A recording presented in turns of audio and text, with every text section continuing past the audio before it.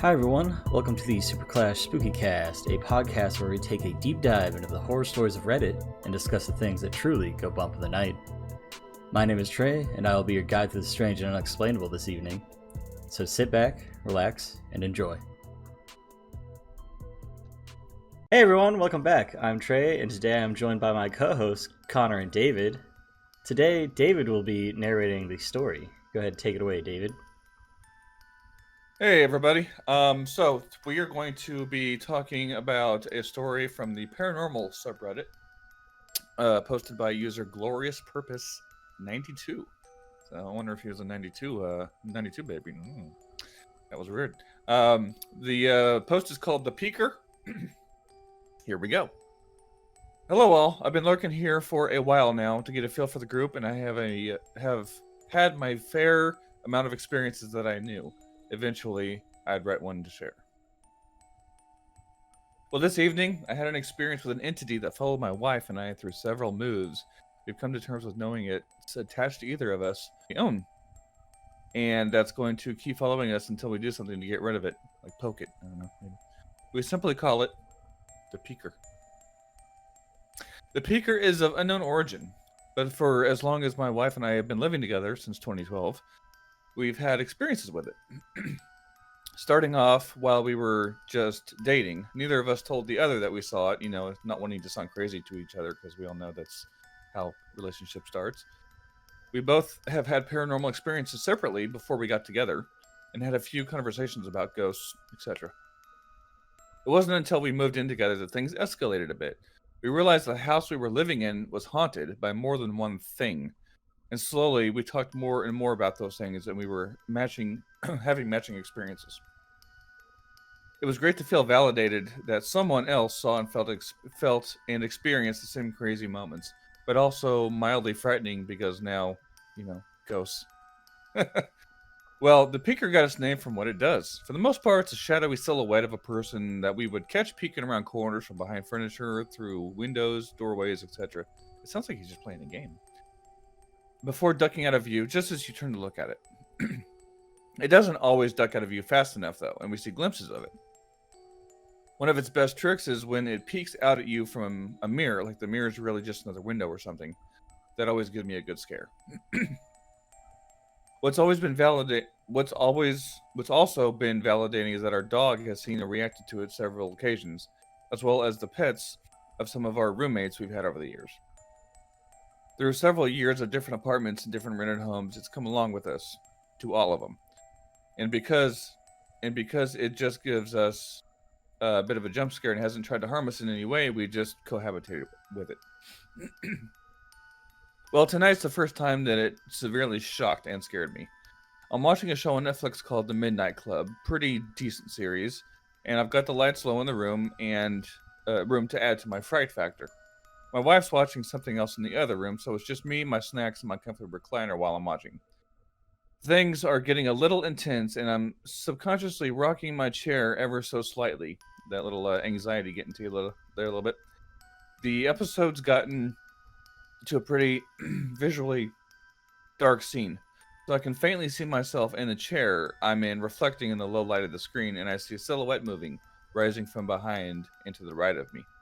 As soon as I start to turn to look, I see two large, very not shadow, white hands grab the side of my seat, forcibly stopping my rocking, pulling the chair back, and thrust its face around the back of the chair to just inches from mine before disappearing into nothingness.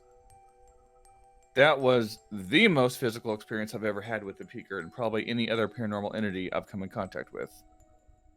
Not only was it very up close and personal with me, but it grabbed my seat, stopped my rocking, and jerked the seat back. Needless to say, I stopped the show, turned the lights on while I mentally processed what had just happened. Then I detailed everything out to my wife before sharing it with you all here.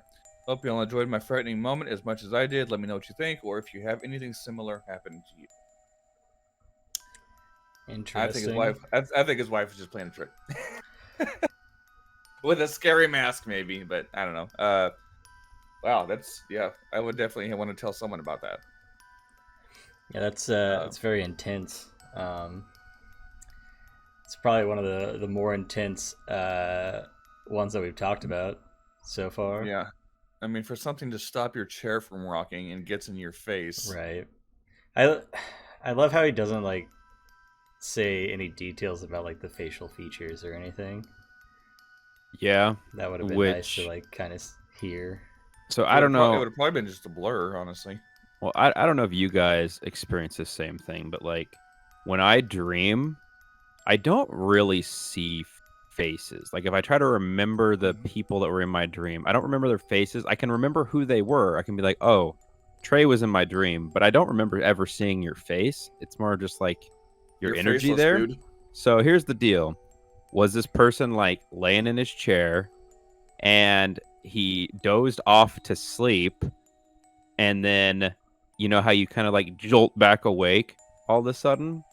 Maybe Yeah. that was what happened here. Yeah, that's possible. That Yeah, I've experienced that myself, where I'm like between like one of the biggest things that I've actually found out that's possible is your body, like if your heart is out of rhythm even for like a second and snaps back into rhythm, it will jolt you awake like you just got shocked with something.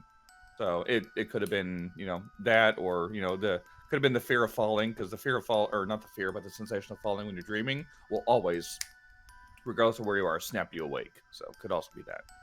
I kind of think that the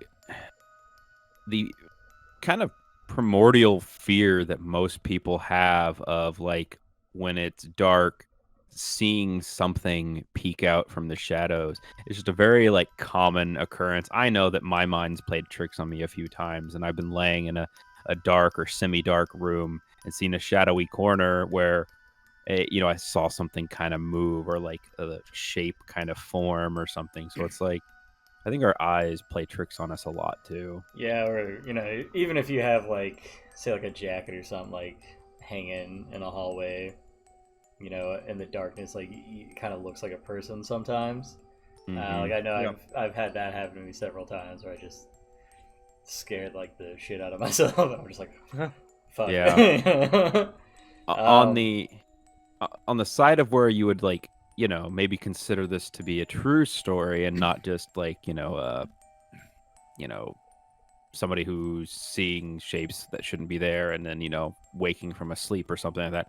If it were real, it's possible that this thing has been trying to instigate or get attention for a while now, and it is becoming more bold with its actions to try to get your attention, kind of like how like a poltergeist is really just there to like harass you and cause mischief. Maybe it's not getting the reaction it wants, so it's like up to the ante a bit, Yeah. Yeah. I mean, that sounds like it could be. Well, and the fact that they say like the pets have like acknowledged its presence and stuff. So like that's what leads me to believe that it's a true story. However, I do think that you've got a pretty good point, Connor, of maybe it was a dream, the final part of it, because I could totally see that. And like from personal experience, and I think I've told this story before, maybe not on the channel, but like when I was younger, I remember sleeping and getting like feeling like someone slapped me in the face, and then when I woke up I just saw like this fuzzy picture of like an old lady that like faded away. And so like I think that was a dream, honestly. And how like sometimes in dreams like it can be so intense and so realistic that you like feel things as well afterwards, and like after you wake up like things can hurt. Yeah. So I could definitely see like that being the case here. I mean, things hurt my feelings in dreams all the time. I'm sure. But just the fact that they say that it peeks out in like mirrors and stuff, obviously like when they're awake. So I feel like it's true in that case. But I do find it hard to believe that it would like stop the chair and like shove its face in front of his face. Yeah.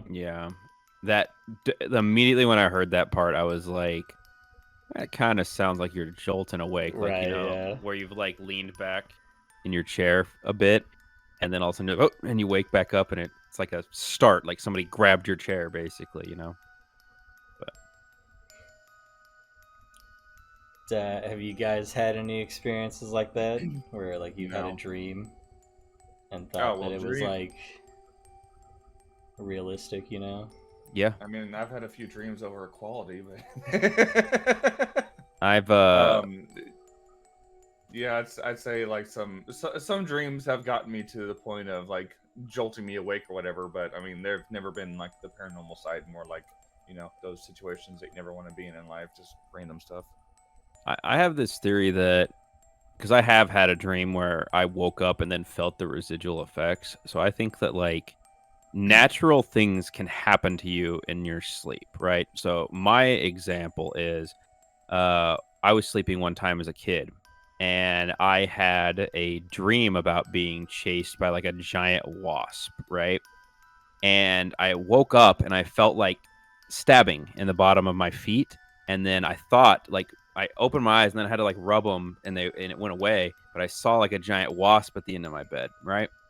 And what I think happened was I was laying funny or something in the bed and my feet started to fall asleep, and that Yeah, like pins stabbing and needles. tingly, yeah, reacted with the the chemicals in your brain that are when you're dreaming, and was like, stabbing poking feeling B, and like or wasp or whatever. And so when I woke up, that image was still kind of imprinted in my head a little bit, but then like when I blinked and rubbed, they went away, right? So I think there's explanations for weird stuff that happens like that, but that's just kind of my theory on them. I think maybe you've been playing Pokemon and you just caught a Beedrill and that thing was living in your mind for a while. Yeah, could be. That would be perfect. I mean, that would be perfect, I think. All right. Well, I think that's going to do it for us tonight, guys. If you have any stories you'd like to submit, you can do so via our email, which is scspookycast@gmail.com. We will be sure to leave that link in the description below. Be sure to give this video a like and subscribe to the channel. We have some cool content on there. We've got another podcast that Connor and our friend Kale do, where they talk about manga and anime and video games, all sorts of cool stuff there. We've also got some gaming videos that I do, so be sure to share those with your friends and family. Other than that, we hope you have a safe and spooky night, and we'll catch you guys on the next one.